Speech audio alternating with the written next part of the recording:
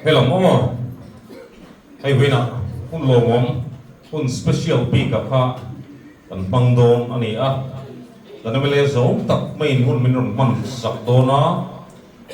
pumin result suak ta a commerce stream b ka za kan pass lom na program kha kan ban tu ro chu ani a wina hello mo ke Pudak ka soy daw dua lobanga kan hun pandang tur klap buya chu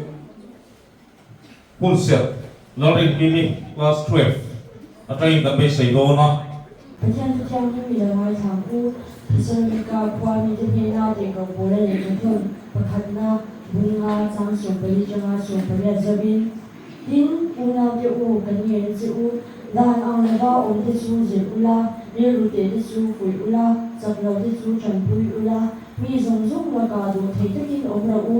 ทุ่งหมาผู้สวยโปสวยละทุ่งอูละดูริมริมกูละอูอินเทียอินที่สับต้นนั่นละมาเลยมีส่งส่งส่งอาอินที่สับนั่นละมาโปอัชาเปียงองค์พระจงละอูลงพระอูละบางละวินจงใจอูละเองที่มาลงผู้เชื่อละอูจู่ๆนังมานี่ลำทัวคริสต์อิสวาจอมพระดูโจอิสิอาที่เท่งเสียประทานนั้นต้องการในส่วนสมบูรณ์สิอาเมน program ini kan MLA hi kan soma ani hilo ding se ke ni hen lom pui na enge mothil kan ve kan du ani min kan pai ani min kan tu re so ro pui khop maya hamai lo su kan sikulina kan di thei to sikul min pai tu le min ngai tu tu kan lom te min lom pui ya kan to ro ko min to pui tri tu MLA kan nei hi thamon thak kan ti a sumi ama kan du sak bez lesia en di lo tur kan ka ngemo til han han ve kan do so sumi lo don sak pot se trome misal se lo soma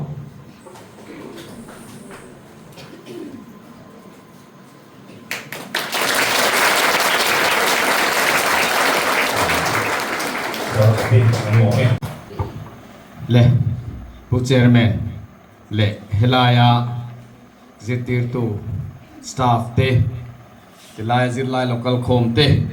in zavain sibai kan buk chu a tin thu phat pokan choi ni sela dar ni le minute somli le pariat chia khan taxation office atangin kan on chuaka dar thum kanon in turna sa khop maya in minute thum che kan ni ron khen man khan inan lu koi le zuk ten nga ya le min kanan buổi đều lek à em rồi hiện đi xin nên lên một cái căn tuma nạp tu office cho lên boxi à so vang chuan kan program atai đều lek à em lo siat thiam kan be se ya nạp tu cho lên ya tro wen te chu du le trái chơi pha dòng te chu kan meeting to ve ang chu le hey kan ho tu ten ro man na siama ka be se phak lovin Hetian reception en lo siama lo mom ka tikhop mai helaya hian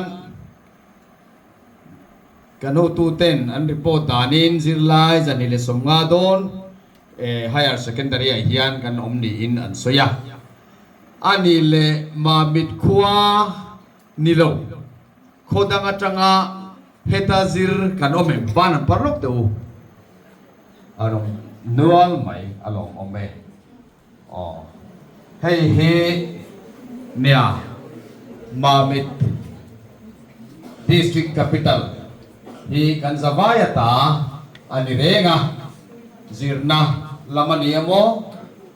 eng kumapo health chungchanga aniamo sports infrastructure chungchanga te po ni sela engkim kan ele in zone na ko po hey kan state kan district capital ani ti kha in siat ka tua in timi in ka cha chewni piang in nu le paten lowa fe turin le na thok turin min be sei boxi a tin chen te nen lo in khelte kan du ve boxi a kan chinan soyang khan kan in khel tak tak lai chuan Ronaldo hian ti dan zir ni chiang ten dia ha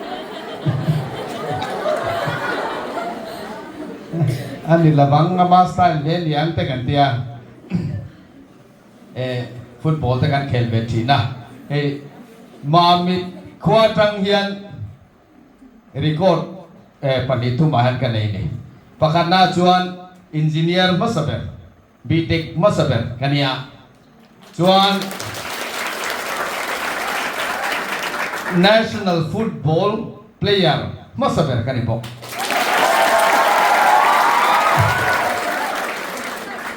Santos Trophy ก็เขลาเกเรลาชวน East Zone National ก็เขลา Northeast Festival ก็เขลบอกทีม FCI Rural Meet ไอโซล่ะไม่ต่างมามิดลงทั้งrepresenting ก็เขลบอกจู่ๆก็เขลเล่นหูจู่นี่ไม่อะlocal tournament เนี่ยว่าแต่ชวนกัน score annual นี่วันนี้เนี่ยNew India ron siam tu te jinga point pangapoi mo deu chu demography pakatna 5Ds demography voine hian kan thala India ram population hi 1.4 billion population kan ni chu vai bel che som pani chuang kan ni chu ta chuan aza ve vel population za ve vel hi kum som thum ruai lam te kan ni chung ho chu voi ne hian an aggressive em an tum arwa eng ma lam an nei lawa amaro chu an restless ve thunga Instagram a hun tam tak an banga promotion po thoi tu chi khatiang kha an ni amaro chu heng te hi kan chakna India ram population democracy lian be voini hian India ram hi engeni soidan tam ta ko mo me trong sang rigot po somni le pasari dialect pe chu za chuang om sa khua pe chu every religion under the sun ti company India ramayan chu tiang chuan nam sang kan oma population tam tak kan oma chu ta chuan India ram hi masonin kan kalani kan thalai te khatiang rual ka tam tak an om chu wang chuan heng te kan sakna ani apani na chuan democracy Kovela democracy lian ber second D democracy lian ber kan ni then kata chuan ram then kata chuan democracy hi a work to love mi puiro re na ni lo he North Korea ti te dictatorship chu ni chia chuang si lo authoritarian devaro re na hi kan that pui jo kan ni kan chang kan pui jo kan ni ti te po omani democracy hi thil tha lo ni lo ti te democracy a chuan nia a chang kan in bian loi ya ngai dan a phira chu tam takin kan chak lo na an nga ya amaro chu he democracy ram lian ber kan ni na hian mal som na tam tak min khen ve hanin ti buaila hanin ti deu noi thin mai la sarkar in tha khuna chuan sarkar transition kam aboi ngai chuang lo kan democracy kan ni ramro lian ber kan ni hian na sa takin advantage kan nei ni pathum na chuan D3 diversity kan soyang khan somni panni official language hundreds of dialects every religion under the sun bichi sang ongkhom kan ni he New India yan hey hi kan tho ho wangai kum som sari pangana independence kan lom to British colony kan ina colonization colonial idea le colonial thinking kha voinan kan pai ahun to chu New India ina aken tel อันนี้voi ni hian he dam sang om kan ni na te hi kan ro pui na kan sak na narani D5 digital power D4 digital power India ram hi digital country kan ito independent kan ni voi ni hian he hei hankal ula mun sang point chen rail station coconut juar tak near point India rama hankal ula hei UPI mo QR code poisa ka tumanan mang to kat kan transaction value hi India rama asang m many to he cover mai to po yan kat kan digital in kan kal to kan lakal je to kan la fully lo de wa chu kan det mo na ni atom na chuan diaspora D5 India mi voine hian sundar pichai te kan sia Google chairman India mi khovela giant tech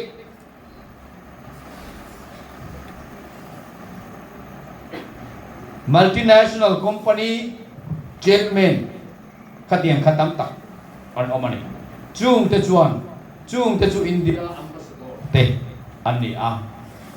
chung India rama sumtam tak aron sengluta kan thiam na tikhan khovet apol la voine hian apple kan sia apple company hian India rama hian an product hi an manufacturer an market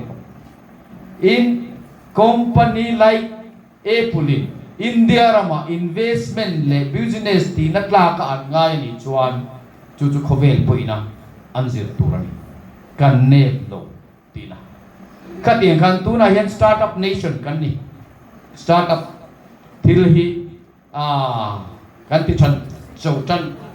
kan start ani kan in zira kan start tu tiang chu ha chuan kan thalai te in pui mo em long pui na le choi mo na Gov't Mamit High Secondary School Mamit Mizoram Board of School Education MPSA ni somni pakwa egrisan ni somni paruka Higher Secondary School Living Certificate result ati chota ka commerce stream 100% pass percentage in nei te hi kalong pui tak zet ache Gov't Mamit High Secondary School principal le tu zong te in thorim na le in pek na chuan om tak zeta chana chi pai ka bu ka che gan ram le nam kan gotlan tan te to lo chuo zel turin le maso na nei zel turin du sakna sang ber ka lan ache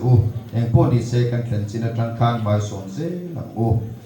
Philippi bung tum chang som paru engineer hla ziliana member of legislative assembly Tia Kauma constituency hey hi ai benga chu mi mai til pakhat che ka soile do chu du ni the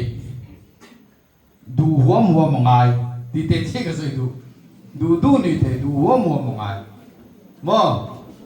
du huam policy ka mai nge ni kanwal te po nula in ngai zon na in sai khuk ngai du chon du huam ka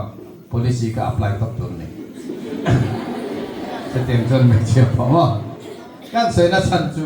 hey drugs mol ve ho hi mo drugs mol ve ho hi an du na hian an drive na ko mo zinga yan siki bo a chu tur bo nei no ma se la dai la ma chuan rui ho ba te ing tin nge rui te khoi chang nge ni ti kha apoi mo to lo adu mo ni adu amu na kal ko ma khan ru ka ru nge mi puan tho ru ru nge bu fai ak chuk nge kha apoi mo to adu khalai tak kan du nai min drive chuan kan chak chu gang chuan du dik angai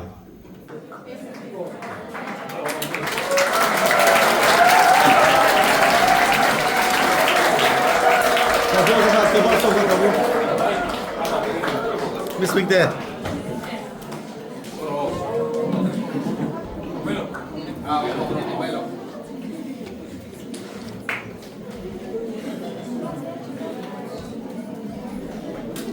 na kum lama chuan commerce stream a chau ni lo science le arts stream a po za kha kan ni thei chuan mi ron choi moi le do na ni tiga kan sei do ni chi lo mong ni tu sei ro pui tak kan mai kha kun kan la ri han la ri ni le nga thu sei tu ra han so ma po kha acha ko ma tu na chuan valam tam lui zai to rim kan so me